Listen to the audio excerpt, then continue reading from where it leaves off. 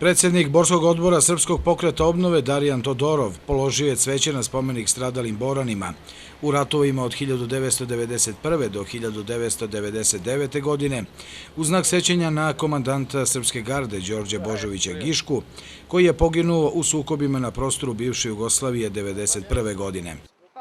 Takvi heroji u Srbiji, nažalost, nemaju svoje spomenike, pa smo se danas okupili ovde da venac položimo na ovaj spomenik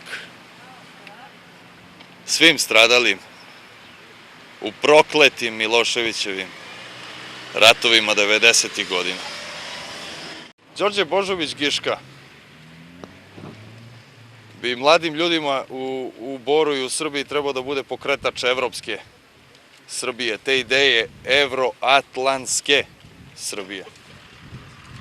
Todorov se na skupu Srpskog pokreta obnove osvrnuo na aktualnu političku situaciju u Boru, podsjetivši da jedan od odbornika u Borskoj skupštini, koji je promenio odbornički klub, nije iz redova te stranke.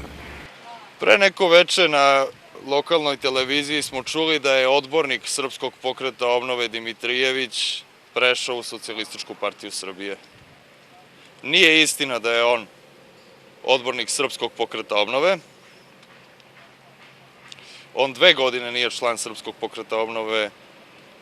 Kada se u Boru rušio Srpski pokret obnove, perjanice tog rušenja su bile Demokratska stranka i Ujedinjeni regioni Srbije. Neka pitaju predstavnike tih stranaka čiji je on član.